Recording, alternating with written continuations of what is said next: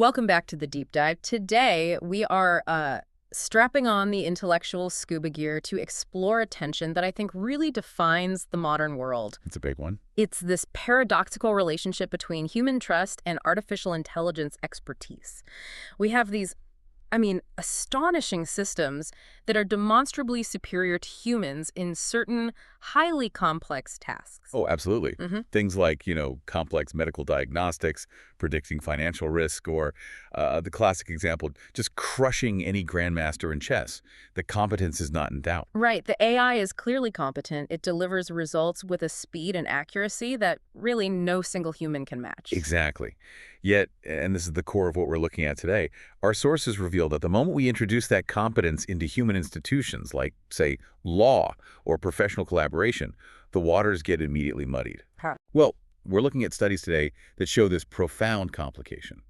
How AI can actively erode the moral authority of legal systems, how its outputs are transforming the flow of disinformation, and maybe most surprisingly, how often human collaboration actually makes a superior AI decision worse. We're calling this the intersection of the halo effect. That's that inherent moral authority we usually grant to trusted human institutions, and the centaur paradox. Right, that idea, borrowed from chess, that the human plus machine team is no longer necessarily the best player in the room. So our mission for you, the listener, is to really understand these critical fault lines. This is about equipping you with the knowledge to navigate a world that's just, well, increasingly dominated by AI-generated content and advice. So you know when to trust it, when to check it. And when, frankly, to just step out of its way entirely. It's so crucial because the source material we have is incredibly detailed. It's not just philosophical arguments, it's hard empirical data.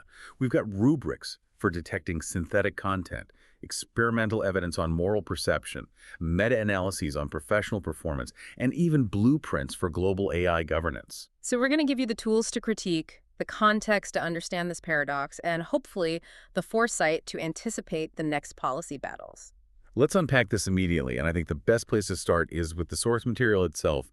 How do you even spot the AI behind the text? Okay, let's unpack that crucial first challenge. When content is being generated at scale, and we mean massive scale, how do we know if a genuine situated human mind wrote it, or if it was just, spun up by a machine optimizing for a prompt? We need tools for critique. And the sources give us this incredible new resource, the AI Tells rubric. It's designed to dissect the identifiable, consistent features of text generated by large language models. This is fascinating to me because it's not just about spotting factual errors. No, not at all. AI text isn't just inaccurate sometimes. It fails in these predictable, structural ways that really reflect its non-human nature. Its lack of, well, lived experience. So this rubric moves us beyond just looking for generic phrasing. It does. It gets into analyzing the very DNA of the prose. It categorizes these tells into four main areas: style and perspective, epistemic texture, grammatical patterns, and structure. All right, let's start with that first one, style and perspective, this idea of detecting the mind behind the text.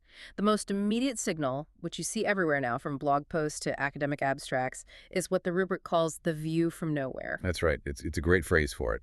When a human writes they are situated, they come from a university, a company, a specific ideological stance, or just a lived experience. And that situated perspective is often reflected grammatically. Okay, so what does that look like in practice? When you read something an AI wrote, the grammatical subject tends to be impersonal and abstract. It's always the paper proposes or this approach relies on. The research demonstrates. Exactly that. Yeah. Rather than an author or a team claiming ownership with the first person, like we discovered, or I argue that. But hold on, why is avoiding the first person a definite indicator of synthetic text? Don't academics, for example, often try to sound objective by doing the same thing? They do. That's a great point. But an AI takes it to an extreme that completely obscures the author's identity. Because the AI lacks a situated perspective, it wasn't in the lab, it didn't run the simulation, it didn't, fail 10 times before succeeding, it defaults to this detached voice. And the consequence for me, the reader, is that I can't really calibrate the claims against the author's known expertise or bias. You can't. You can't tell if the paper is from a well-respected lab or a university fresh out of the gate. There's no source to anchor the trust. And related to that loss of perspective is the next point, missing the why. Yes. A human writer usually has some motivation for engaging with a topic. I encountered this because X, or I've been meaning to understand why because of the recent developments in Z. There's a story. Right, there's a reason.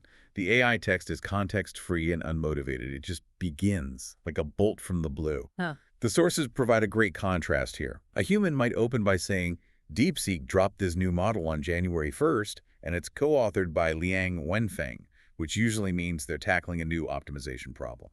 Okay, so that frames the significance and the context for me. It tells me why I should care. Precisely. An AI, however, just starts with, for a decade, the residual connection has been the bedrock of network architecture. It jumps straight into the content without providing that personal reason for engagement. It forces you, the reader, to guess what the signal is among all the technical noise. It sounds like a lack of narrative structure, which is kind of strange given how good LLMs are at generating stories. They are good at structure, but they fail at human intentionality. And this leads us to this weird, jarring sensation that the rubric calls register oscillation. I think I know what this is. It's that uncanny valley feeling. That's it. The tone shifts awkwardly and randomly between highly formal, academic, jargon-laden language, and then suddenly a forced, unnaturally casual voice. That robotic attempt at connecting with the reader. Let's dive in. Precisely. It's the textual equivalent of a robot trying to deliver a stand-up routine. The text tries to be authoritative. It says, this paradigm succeeded because of its elegant mathematical formulation. But then 2 sentences later, it shoves in a forced, unnecessary analogy. Like what? Something like, think of it as N4 parallel universes where your feature vectors evolve simultaneously, which is kind of neat. It's tonally unstable because the AI is trying to optimize for correctness and engagement at the same time, and they often clash in these really confusing ways. Okay, let's talk about the journey of learning itself. The last 2 style points are about experience. No visible learning and missing I was wrong. A good human analysis reflects a journey, right? There are corrected priors, moments of surprise, or just acknowledging initial confusion. Like, I was initially intimidated by this architecture, but then I realized the key was the self-attention mechanism. Yes, exactly. AI text, on the other hand, arrives fully formed. It's static and authoritative without warrant. It never updates mid-piece. There's no narrative arc of confusion to understanding, no aha moment.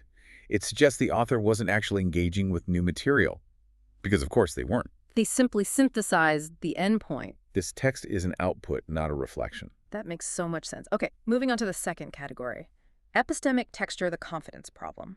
This is where the machine's inherent lack of internal knowledge really shows itself in the certainty of its prose. What's uniform confidence? Human experts are constantly modulating their confidence. They're extremely certain about the fundamentals, gravity exists. Yeah. But they hedge on frontier claims, like the precise mechanism of dark energy. Of course. AI writing, by contrast, is epistemically flat. Every single claim, whether it's a foundational truth or a highly uncertain, cutting-edge assertion, receives the exact same assertive, often verbose tone. Why is that psychologically worse for me as a reader than an expert who hedges appropriately? Is it because we fundamentally rely on that hedging to measure true expertise? Absolutely. The uniformity makes the text paradoxically less trustworthy because you can't distinguish between established fact and speculative boundary claims. A truly expert human knows exactly what they don't know, and they signal those boundaries clearly. The AI can't do this. Why not? Because it operates purely on predictive probability based on its training data.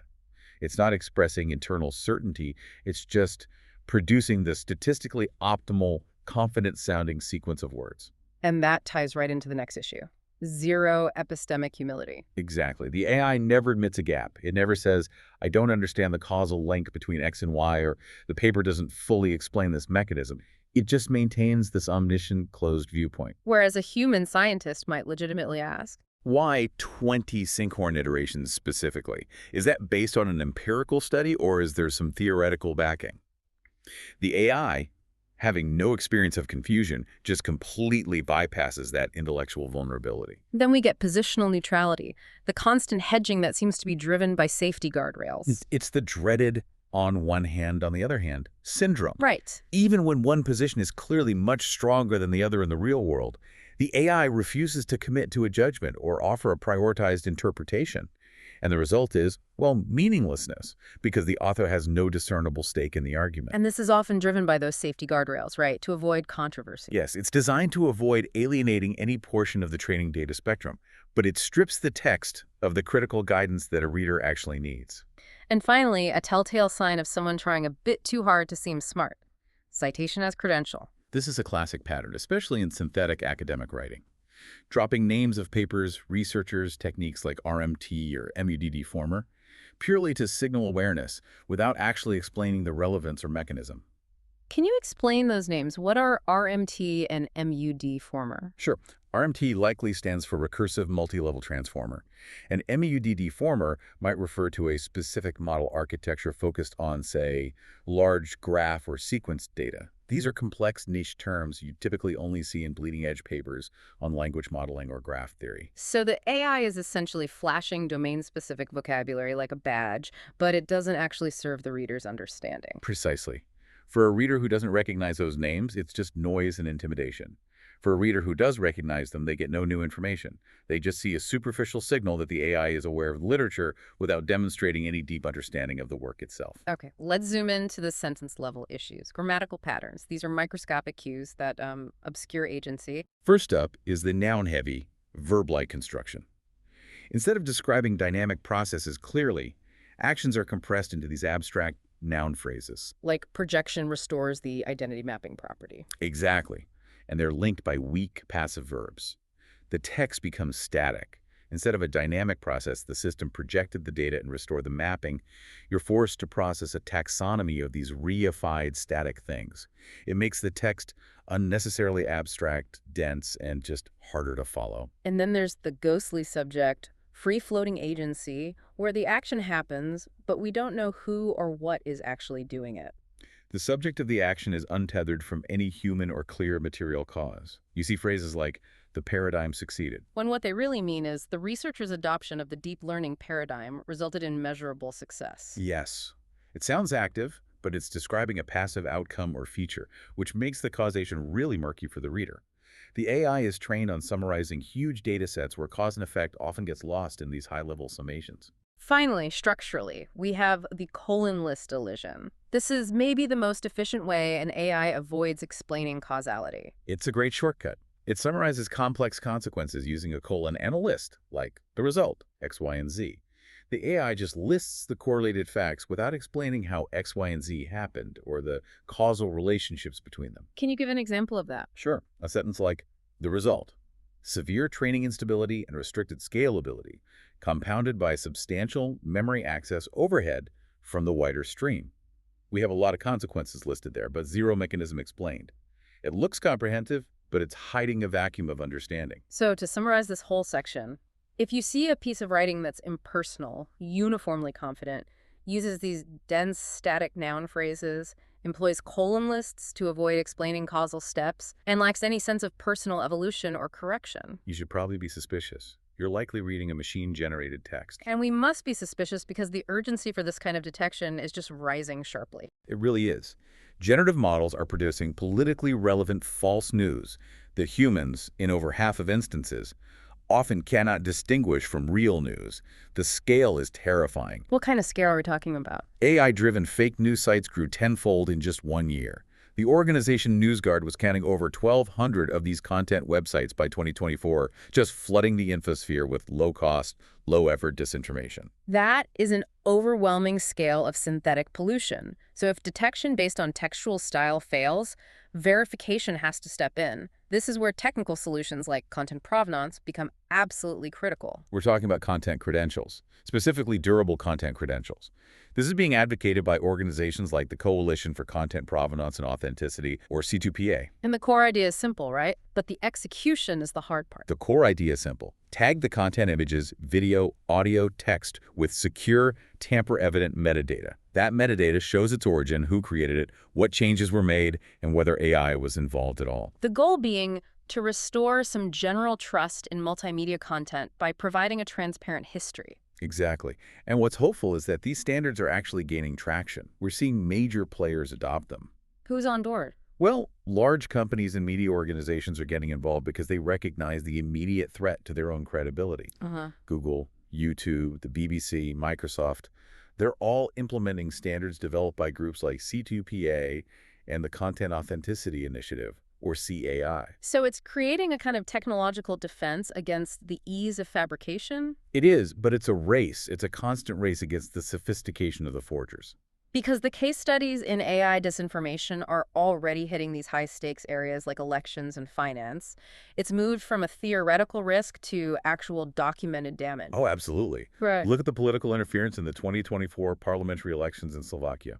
Right before the vote, an AI-generated audio recording surfaced that sounded exactly like two prominent politicians discussing how to rig the election. And even though officials quickly confirmed it was fake, it circulated widely, and it eroded trust.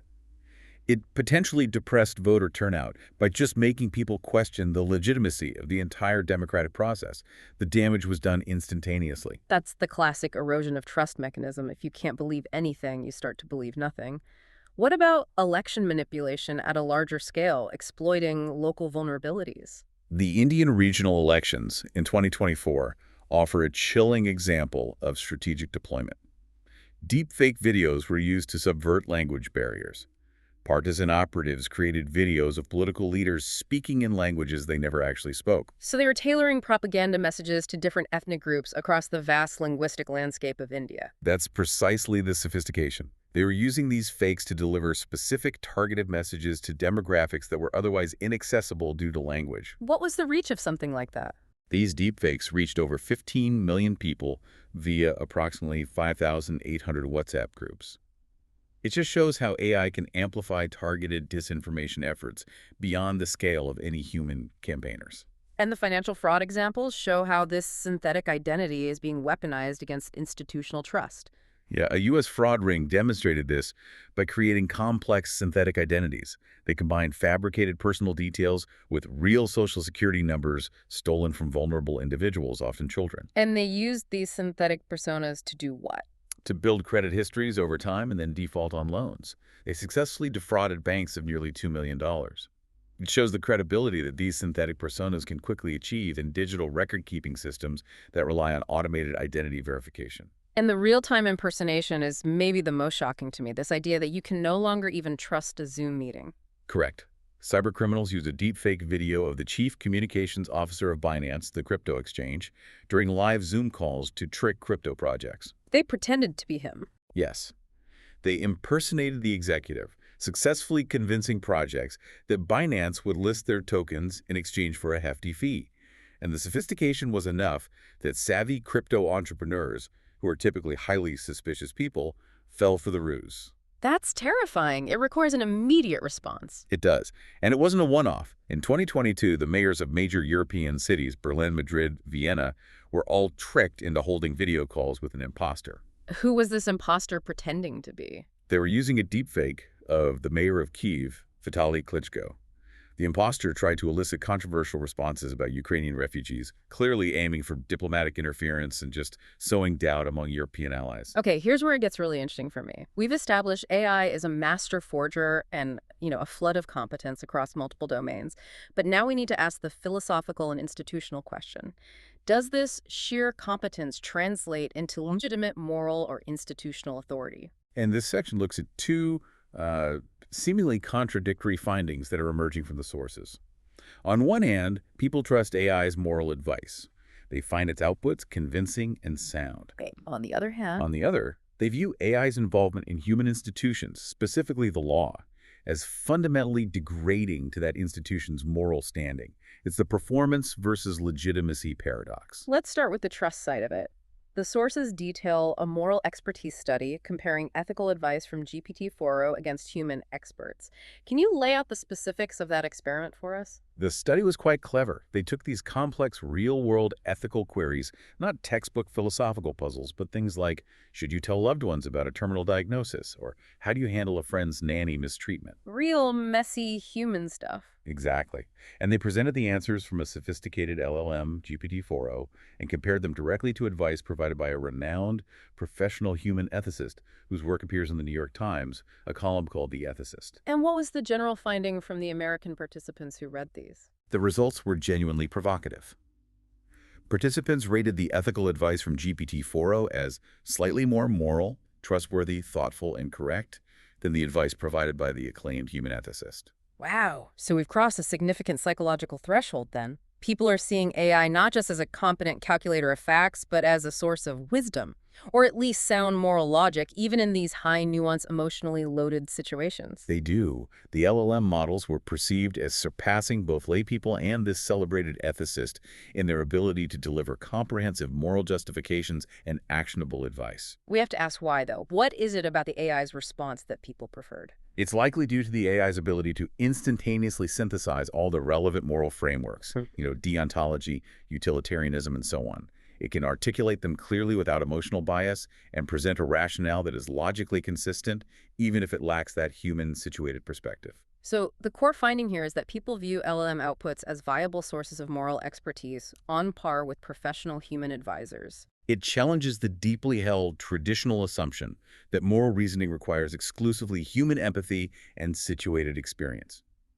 The AI provides the ideal form of justification, which people find more convincing than the flawed, perhaps more emotionally messy justification from a human. Exactly. The human ethicist might introduce personal anecdotes or cultural baggage that the LLM successfully avoids. It optimizes its advice for clarity and logical completeness. Performance is persuasive. Okay, this brings us to the profound paradox. If people trust AI's moral advice so much, why does its presence within our legal institutions degrade them? It's because law depends on more than just correctness. It depends on legitimacy. And first, we have to acknowledge that AI is already deeply integrated into legal processes. Right, it's not a future hypothetical. Not at all. We know the West Virginia Judicial Investigation Commission allows judges to use AI for research purposes. In Germany, the Frankfurt District Court uses an IBM system called Schrock to assist with huge volumes of air passenger rights cases. These laborious, repetitive tasks where efficiency is paramount. Legislatures are also using AI tools to help draft statutes. And so far, the focus has been entirely on the technical performance accuracy, bias reduction, efficiency. Correct. But the sources argue that even if AI were perfectly accurate, fair, and transparent, its influence still poses a grave risk to law's foundational moral authority. This is the critical omission in the current policy discussion. The risk isn't technical failure, it's institutional legitimacy failure. Let's look at the experimental evidence. The sources mention the classic trolley problem scenario was used to test the law's moral influence. How exactly did they measure the law's moral halo? They use that classic scenario, pulling a switch to divert a trolley, killing one person instead of 5. But they manipulated the legal context around the action. The study showed that the mere presence of law can significantly shape our moral intuitions, independent of the facts of the case. Give us an example of that manipulation. For example, when they told participants that turning the trolley switch was criminalized, it significantly reduced the number of people who viewed the action as morally permissible. And the opposite. Conversely, telling participants that the law required minimizing casualties, thereby mandating pulling the switch, it increased the number of people who viewed that action as morally obligatory. And this wasn't simply people being afraid of punishment. They weren't just following the law to avoid going to jail. That's the key finding. The influence remained strong even when the threat of sanctions was explicitly removed. This means the moral influence was, and I'm quoting, merely owing to the presence of law itself. Law has a moral halo. It has a moral halo. It signals social norms, and it shapes our beliefs about what is right, independent of the threat of enforcement. Now here's my friction point. If the AI, being mathematically superior and unbiased, drafts a statute that is objectively better, more consistent, and more aligned with the goal of maximizing social good, why should we care if the moral halo drops? Shouldn't we prioritize better, fairer outcomes over maintaining the comforting illusion of human wisdom? That is the core debate these sources force us to have. We are assuming the AI provides the better law. Yeah. But the source argues that law is fundamentally a human institution that derives its efficacy not just from its technical content, but from its public acceptance and its perceived moral resonance. So if the public perceives the law's source as computational, it loses the ability to signal what society deems right. Exactly. So what happens to that essential legitimacy, that halo, when AI gets involved in the process? It deteriorates unequivocally. The experiments found that participants attributed significantly less moral authority, less influence on their own moral beliefs, and less power to signal social norms when AI was involved in law creation, whether that was judicial common law or statutory law. The drop was massive. Give us some hard data on that drop, especially in the judicial context. Okay, consider judicial decision-making. When the decision was presented as entirely human-driven, the mean moral halo score, how much the law influenced personal moral beliefs, was 2.83. And with AI. When the decision-making was AI-driven, the mean fell sharply to 2.08. This suggests people just discount the moral weight of a ruling if they know a machine was behind it, even if the ruling itself is factually identical. And the legislative drop was even steeper. It was. For statutory laws passed by a legislature, the human-driven mean was 4.26. That plummeted to 2.57 when AI was involved in creating the statute. The source of the authority matters profoundly to its perceived legitimacy. And we can see the granular effect of AI involvement on the legislative side, right? It Oh. wasn't all or nothing. Yes. The data confirms that the perception of a statute's moral authority decreased progressively based on how deeply the AI was involved. It was highest when legislators did not use AI at all. And then, It was slightly lower when they used AI for research only, and it was lowest when they used AI to research and write the statute. The more the AI became the active author, the faster that halo dissolved. so if we adopt widespread AI legal systems, we risk gaining efficiency and accuracy, but potentially losing the social compliance mechanism that keeps the system stable. What are the societal implications of a law perceived as morally empty? This risks significant challenges in public compliance and voluntary acceptance. If citizens believe the law lacks a moral foundation, they are more likely to defy it and not internalize the norms it dictates.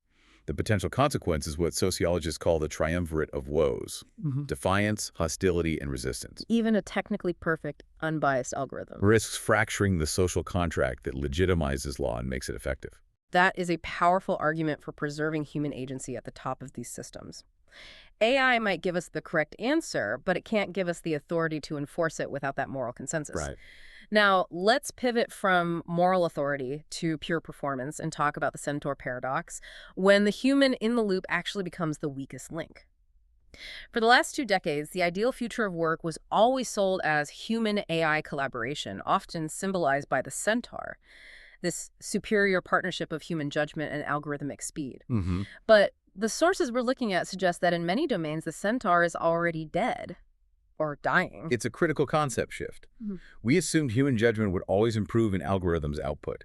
The evidence now suggests that in specific, restricted domains, the human role has shifted from collaborator to implementer, or even detrimentally to detractor. Let's start with the classic parable, the history of chess. How did the centaur rise and then fall? For about a decade, starting when computers first became powerful, the centaur, the human grandmaster collaborating with a strong chess computer, was indeed the superior player. They could analyze lines the computer couldn't quite grasp, inject strategic foresight, and filter out the computer's occasional errors. But then the computer learned to filter its own errors, and then some. Exactly. The critical turning point was documented back in 2005. A human-computer team called Zach SS won a major freestyle chess tournament by employing a surprisingly simple, almost rebellious strategy. What did they do? They always played the move recommended by the chess AI. No human interference, no deeper analysis, and they defeated combination teams that included grandmasters who were trying to inject their own supposedly superior human judgment. Wait, so the human literally became the least valuable part of the team. Their role was reduced to the person who just clicked accept on the AI's suggestion. That's the profound realization of the centaur paradox. The human component, specifically the judgment and the deviation, was the source of error. And today, the reality is even starker. Elite chess analysis shows that if a grandmaster deviates from an AI-suggested move, their win rate drops by about 1%.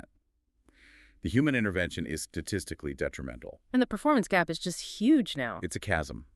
The AI's ELO rating is now around 3,550, compared to top human ratings of 2,850. The gap is so large that human intervention is almost certainly a negative.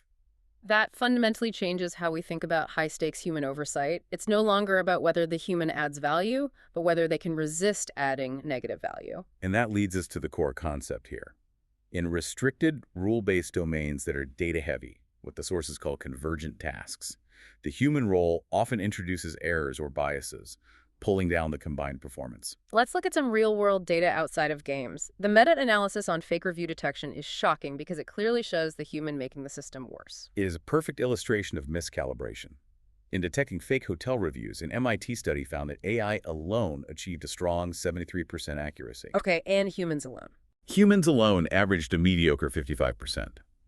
But when they paired the human with the AI, asking the human to oversee and potentially override the AI's flag, the combination achieved only 69% accuracy. So human judgment reduced the accuracy by 4 percentage points? Why did that happen? The human overseers were simply miscalibrated. They didn't know when to trust the AI's superior judgment and when to inject their own.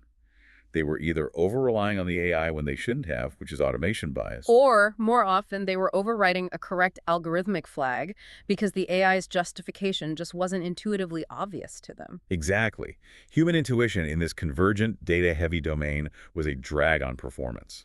So well-intentioned human oversight actively spoiled the result because the human input was based on flawed intuition rather than superior information. Does this hold up in high-stakes fields like medicine? It does. In complex medical decision-making, like clinical management and treatment planning, an AI chatbot alone outperformed doctors who were only using internet resources. And the human AI team? The human AI team only matched the performance of the AI alone. Any deviation from the AI's guidance, based on the doctor's judgment, actually lowered the overall performance. This really challenges the fundamental necessity of the human in the clinical loop for these kinds of convergent diagnostic tasks. It does. And the results in radiology are even more complicated because they show the massive role of individual human differences in this interaction. What do you mean? AI models for reading medical images like X-rays or mammograms showed mixed results. AI assistants helped some radiologists by catching missed features, but it actively worsened the performance of others. Worsen them how? For instance, the AI output tempted them to see non-existent patterns or pathology simply because the AI had highlighted an area. It's a form of suggestion bias. So individual differences are huge. Pairing the wrong human with the AI makes the duo underperform the algorithm alone. The human is not a guaranteed additive value. They are a contingent factor. The aggregated finding across many experiments seems to confirm this. While human AI teams beat humans alone, they generally do not outperform the best AI alone in these convergent tasks. The key takeaway is recognizing the task type. If the task is rule-based, deterministic, and has a single correct answer convergent, the centaur is likely defeated. The human should focus on implementation and external validation, not core judgment. Now, contrast this profound negative value with tasks that are divergent or creative, those that require subjective judgment, ambiguity, or generating a wide array of options. Here, human-AI synergy not only survives, but thrives. This is where human expertise, context, empathy, narrative structure is irreplaceable. Look at creative writing. In experiments, users who were given AI-generated story ideas wrote stories that were rated as significantly more creative and interesting than those written by humans starting from scratch. What specifically did the AI contribute? The human provides the craft, but the AI provides the spark. The AI provided offbeat or whimsical concepts that broke writers out of their conventional thinking. One participant, for instance, was deeply inspired by the bizarre phrase demonic dough to write an entire horror scene about possessed baked goods. Aha! Demonic dough. That's fantastic. The AI provides abundance and a radical departure from the norm. So the AI provides the weird, abundant, outside-the-box starting concepts, and the human provides the structure, intentionality, and narrative sense needed to make it resonant. Precisely. The human retains critical control.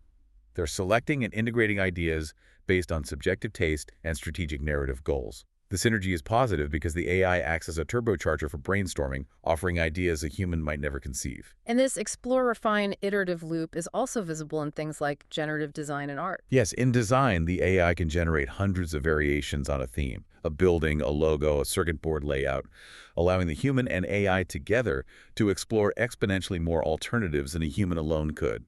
And that leads to final designs that are demonstrably more innovative. So in divergent tasks, the human adds crucial, unique value. Narrative sense, strategic foresight, emotional context, subjective judgment qualities that the AI currently lacks. The best collaborations split the work, so each handles what they're best at. The AI provides abundance and speed. The human provides filtering, refinement, and connection to context. But even in situations where we do successfully achieve that synergy, there are these profound risks to the human's long-term cognitive skills. What are the costs of this dependency? The sources are very clear on this. Excessive reliance on AI systems degrades fundamental cognitive skills. And this isn't a fear, it's a measured outcome affecting memory retention, analytical problem solving, and critical thinking capabilities. The ubiquitous GPS example serves as a perfect real-world analogy outside of AI. It does. Frequent GPS use contributes to the decline of our spatial cognition and route memory.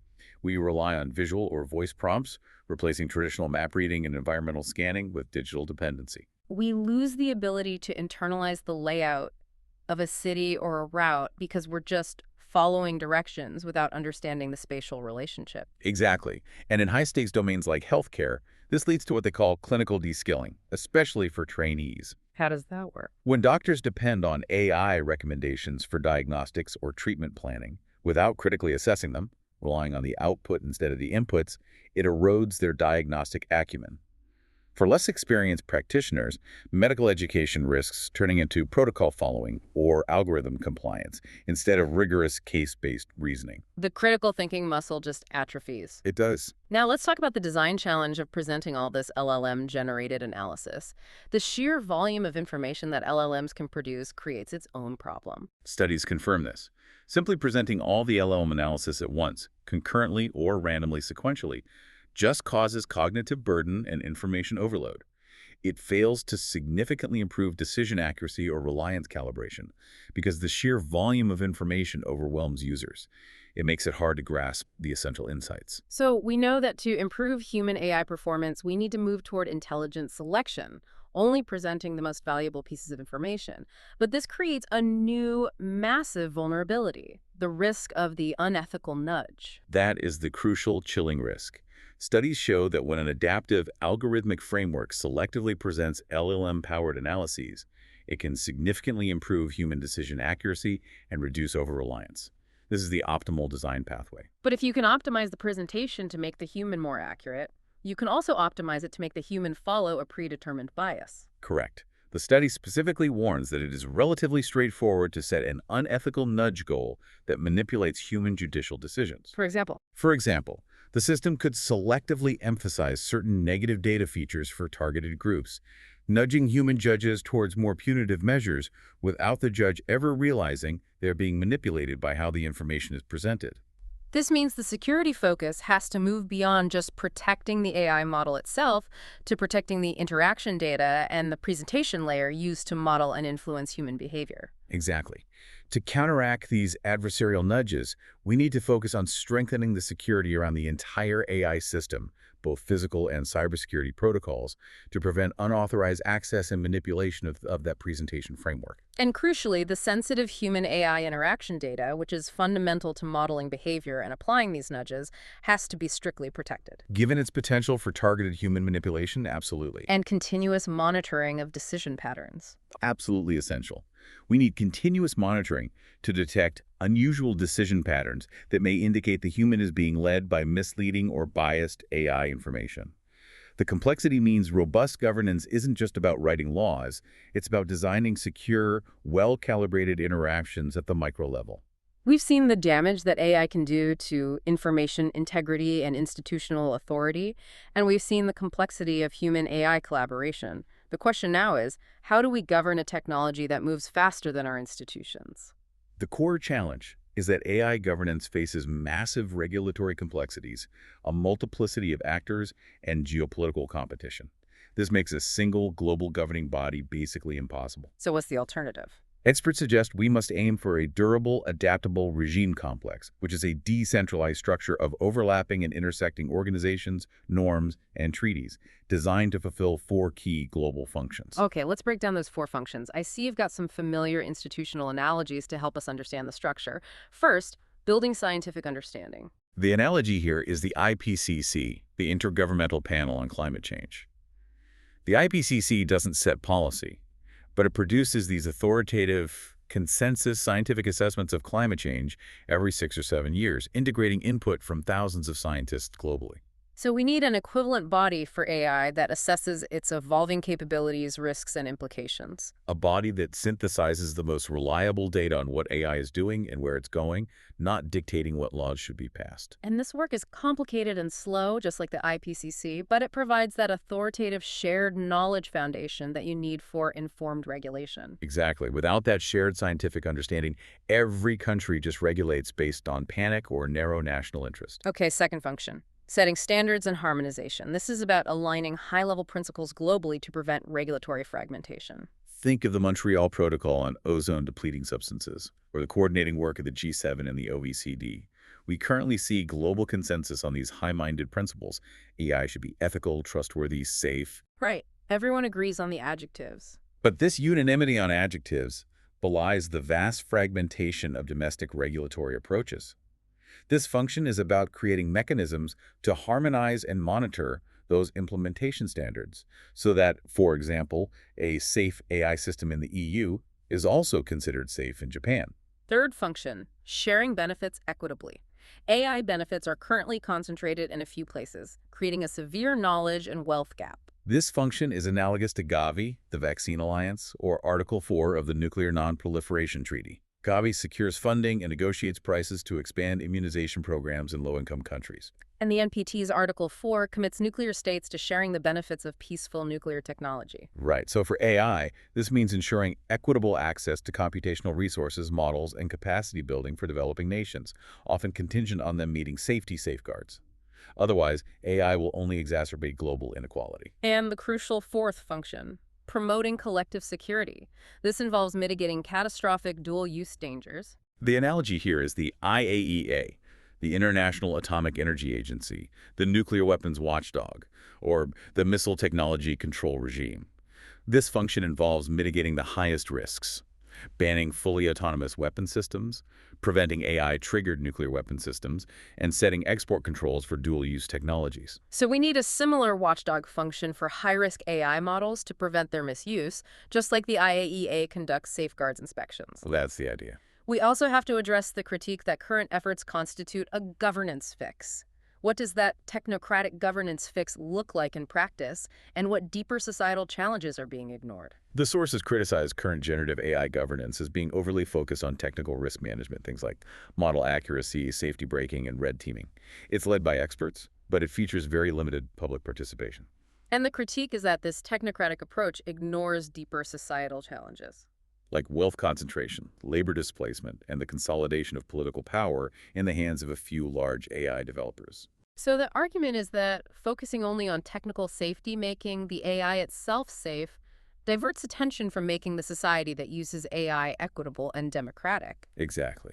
The proposed approach advocates for a shift toward democratic and responsible innovation, ensuring broad, inclusive participation so that governance frameworks reflect genuine societal values, not just the technical priorities of the developers.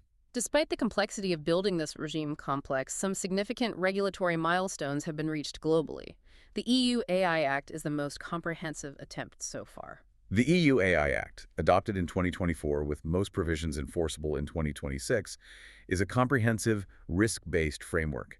It bans unacceptable risk uses, such as social scoring and real-time biometric surveillance in public spaces. And high-risk systems like those in critical infrastructure or law enforcement face what? They face strict, burdensome requirements for data quality, transparency, and human oversight. And it mandates transparency, which is relevant to our earlier discussion on disinformation in AI tells. Yes. Generative AI providers must disclose when content is AI-generated and ensure compliance with copyright laws. And this regulation is extraterritorial.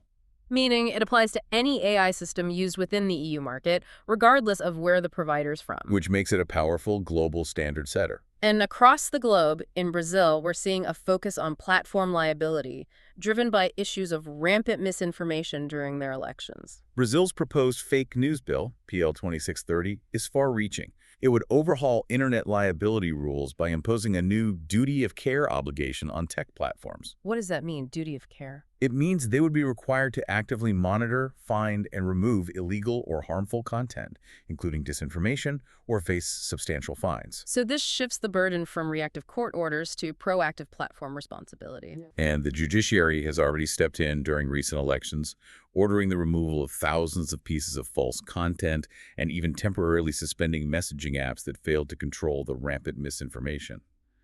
The trajectory in that region suggests a trend toward imposing greater accountability on platforms. Seeking to balance democratic demands with free speech in the face of these synthetic content floods. That's the challenge. Returning to the micro level, the human AI loop, we established that blindly presenting all the LLM analysis just causes information overload and doesn't improve decision-making. So what is the key design implication for effective human-AI collaboration?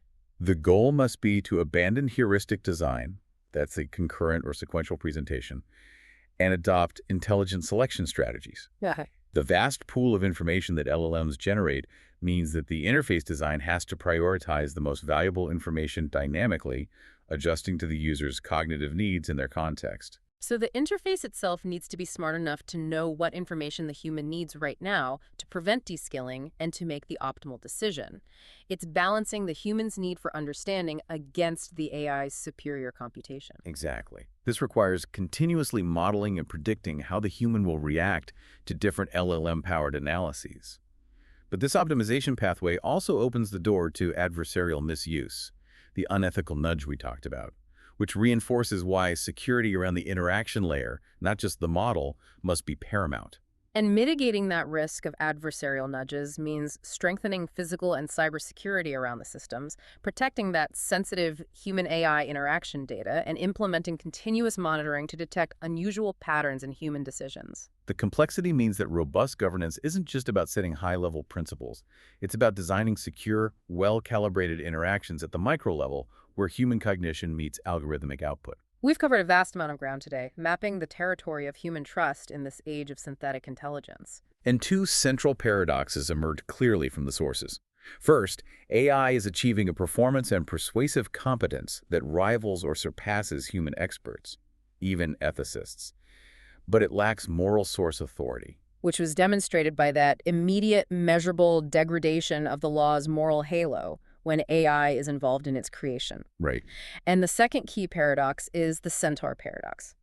The human-AI partnership only works if the human is acutely aware of when to step back, which is almost always the case in those convergent, rule-based tasks where the AI is superior. And when to step forward, which is only in the divergent tasks that require creativity, empathy, or that situated judgment. And the continuous increase in AI performance means the human role will continue to shrink to these critical, uniquely human niches. Our deep dive has, I hope, provided you with the tools for critique, like the detailed AI tells rubric, enabling you to detect the synthetic DNA of LLM text. And the context for policy challenges, from the erosion of institutional authority to the complex four-pillar structure of the global governance regime complex we need to build. So what does this all mean for the long run, especially as we rely more and more on AI for advice?